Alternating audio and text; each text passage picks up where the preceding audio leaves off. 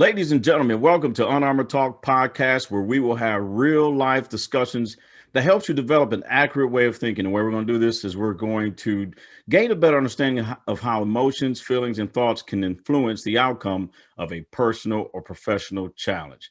I'm your host, Mario P. Fields, and today's guest is Mary Cho. She is an entrepreneur, a world traveler. She also helped Nicole and I launch our first business in 2018. I tell you, our website was horrible until we met Mary Cho. Mary, welcome to Unarmored Talk podcast. Thanks, Mario. Thanks so much for having me. I'm super excited to be here. No, I'm honored. Again, when you accepted to remove your armor to come on the show to help folks, I was like, man, this is awesome, just like the other ones. But hey, tell the listeners and viewers a little bit about yourself. Cool. Yeah, like Mario mentioned, my name is Mary. I am a product designer here living in Denmark, in Copenhagen, born and raised Orange County, California. And yeah, try to travel as much as I can. All my time goes to work, but I absolutely love what I do. Wow. Yeah. Denmark, Copenhagen. Yeah. So we know you weren't born in Denmark, Copenhagen. Oh, no. So let's jump right into the topic. You mentioned Southern California. I mean, I know that's where we met, Orange County, born and raised. How did Denmark come into the journey of life? Yeah, I think we should take it back because there has just been such a journey to even get there. I think from 12 to 13, I've always wanted to really explore and move to a different country. It was since I kind of met my first foreign exchange student who was from Australia. And it started making me think, wow, this world is really big and really small at the same time, because how could this guy come as an 18-year-old all the way over to the States? And yeah, just I'm part Korean as well. And not long after, my dad took me to Korea with my brother. And it kind of helped me explore even more outside of the States. So growing up, there's always been some sort of curiosity, some sort of wanting to travel a little bit more. And Copenhagen just happened to be it from 12 to the age of 26. So that's kind of how that came about. And that's amazing how you had this vision at 12 years old, and you had an understanding that the world, right? The world is large, not just your state or your city. Yeah. But to make the vision become a reality, I believe a lot of people struggle with that. We're not talking you moved from one county to another county. I mean, we're talking you went across the seas. Yeah. So how at the young age of 26 did now this vision that began at 12, how did you get to the point where you were able to say, it's time to make this become reality? Yeah. I think it really started in my university.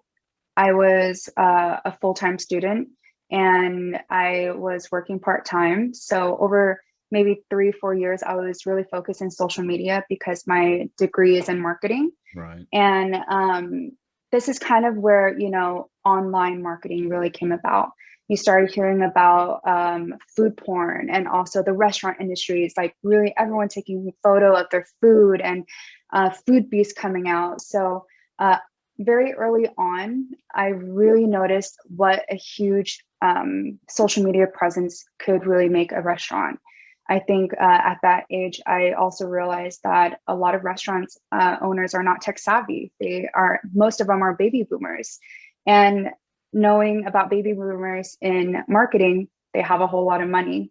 And it's not about that really, but it's really about, really finding a niche at a really early age. So my second year of university, I found more time on my hands because I honestly really love to work and meeting new people.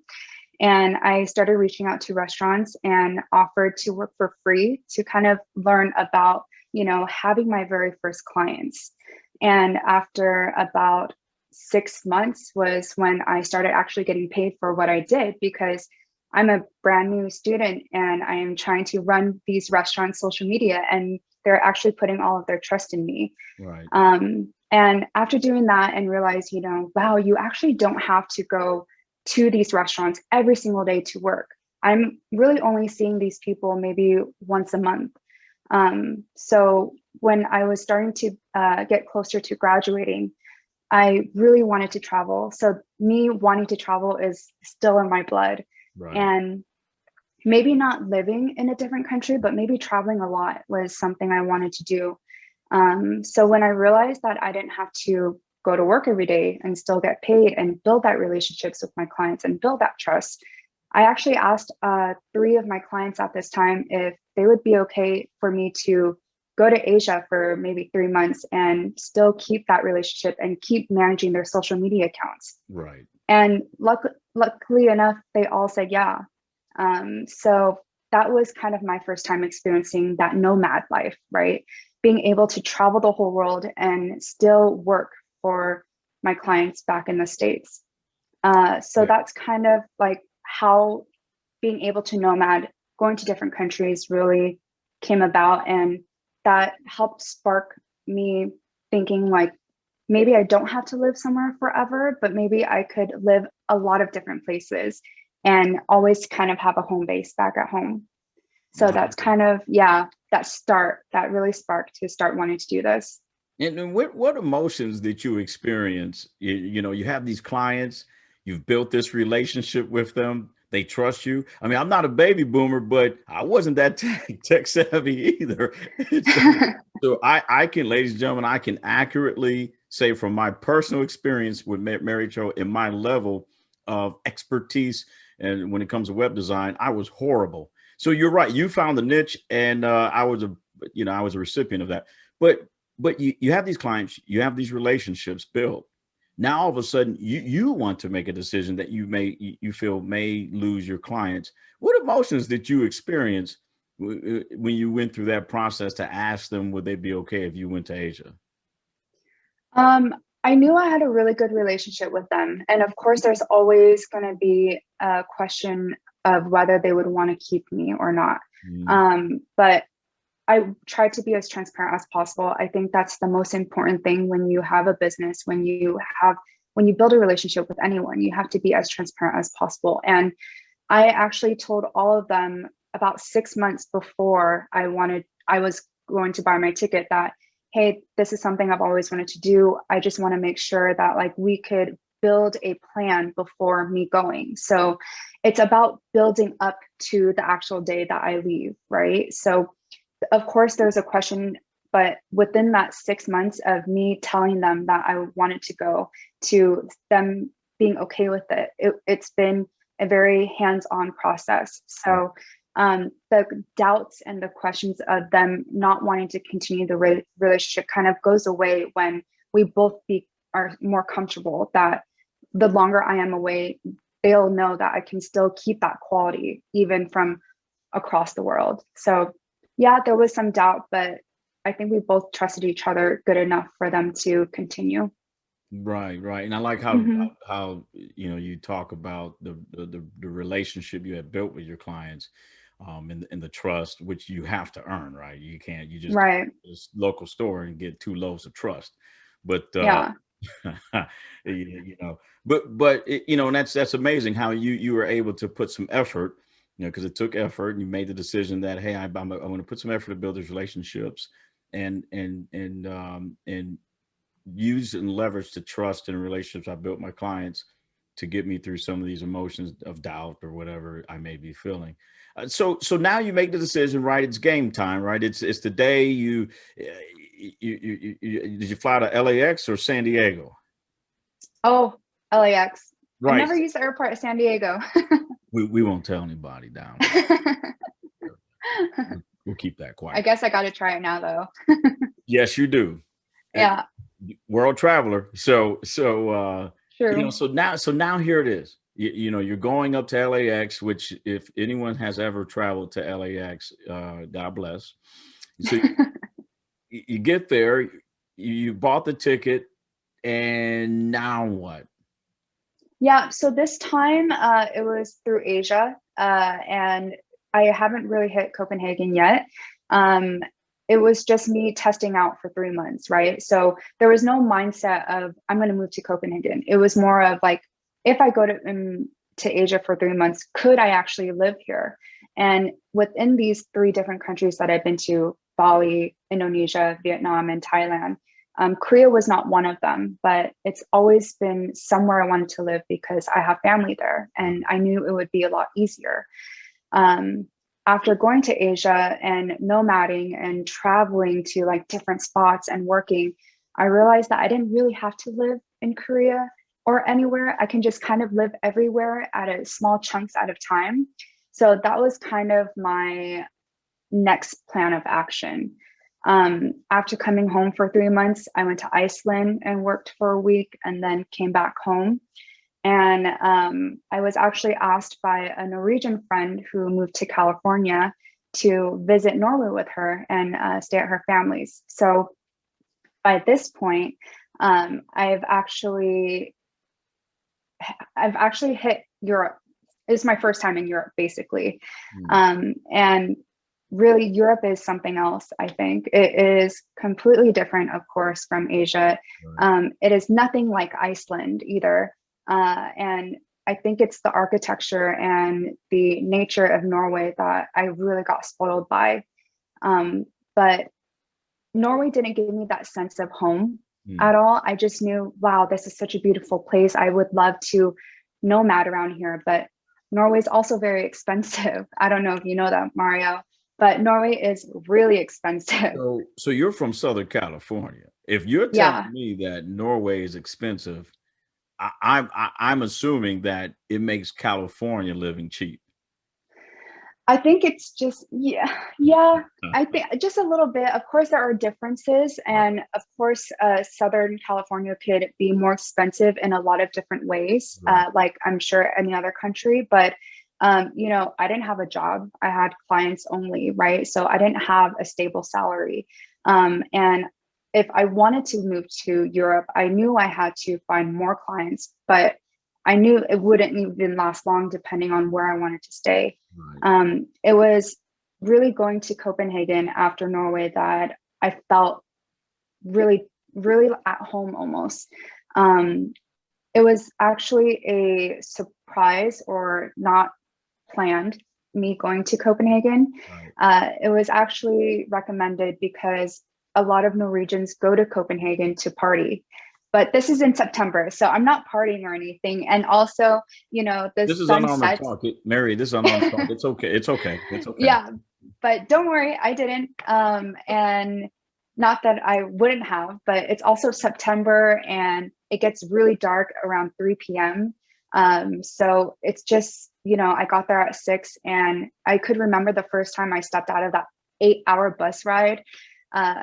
You just hit cobblestones right away and you hit cafes lit up and you feel extremely cozy when you really walk around Copenhagen and you feel safe. I mean, living in Orange County, of course, some parts are safe, but I always felt like I have to turn around to make sure no one's following me when I go for a walk or something.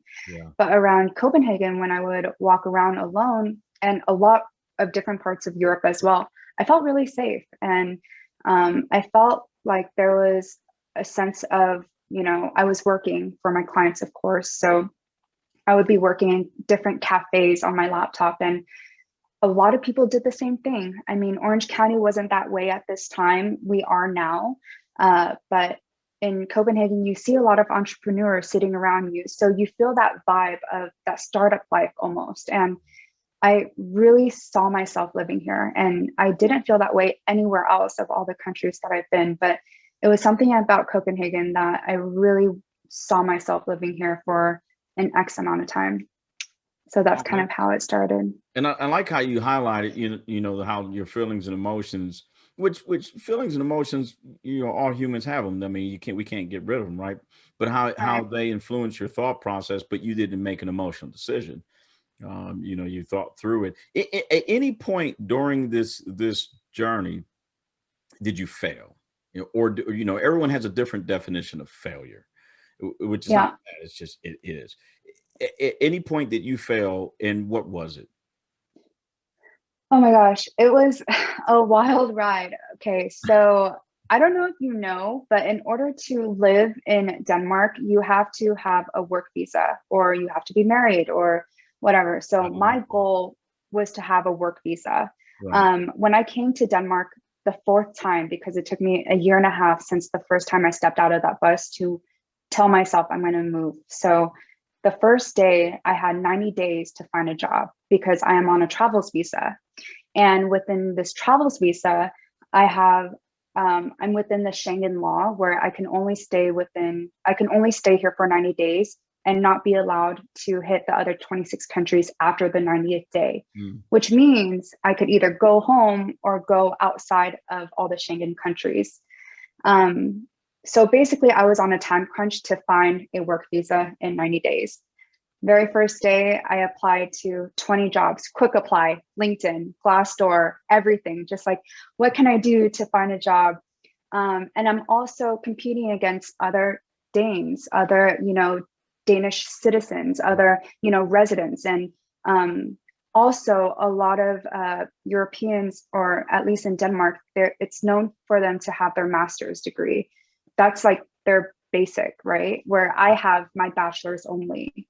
And I'm also applying for jobs as a product designer, and my degree is in marketing. So it's just like all of the odds are against me at this point.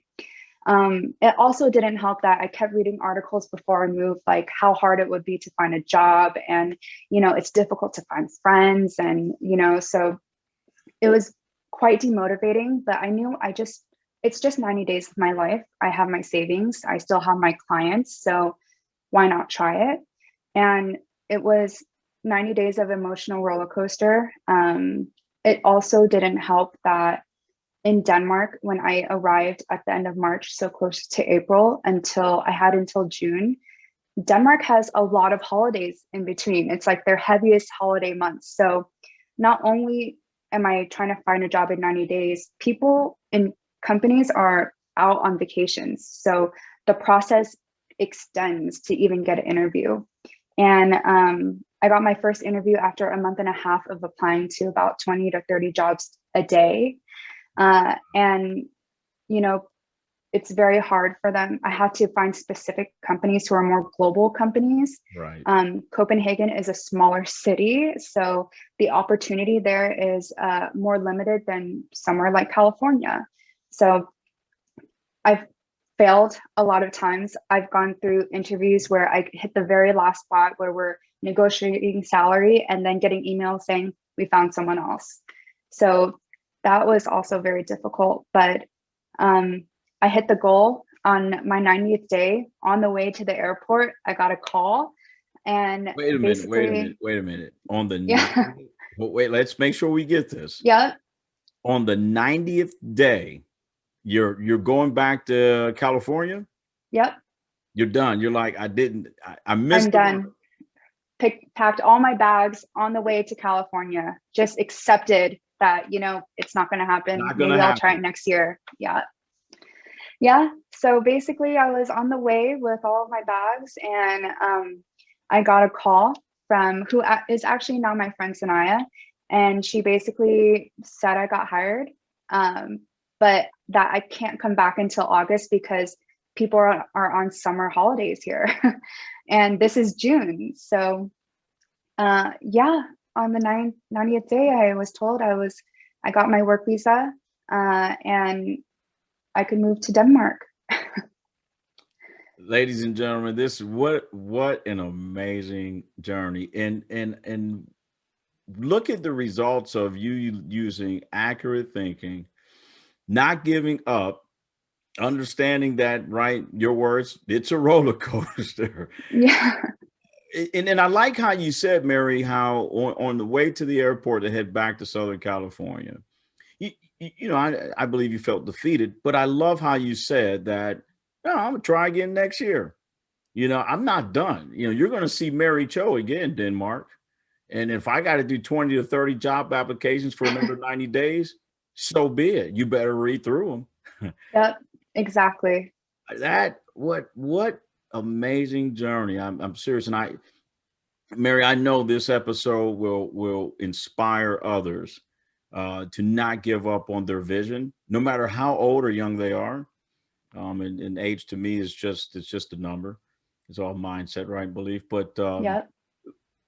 what could you give our listeners and viewers if you had to give them some advice? What would you tell them? If you really want something, I know it's really cliche, but I mean, if you really want something, you'll find a way to do it. And to really not give yourself like a pressure time. Like I said, if I couldn't do it this time, I would do it again because I knew I really wanted it. And I would just keep saying that to myself over and over again. So that's the best advice I could give.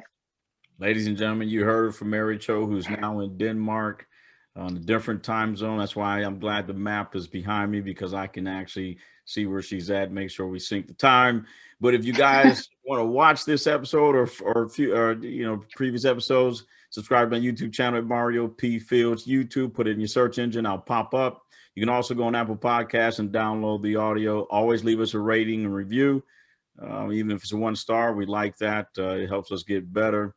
But until next time, and also, Mary, if someone wanted to reach out to you or whatever, how could they find you? Are you on LinkedIn, or how could they find you? Yeah, I am on LinkedIn. I'm on Instagram as well, to all the millennials.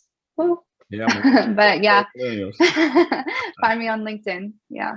Let's do it. Well, ladies and gentlemen, again, Mary Cho. But until next time, we'll see you guys later. Thanks.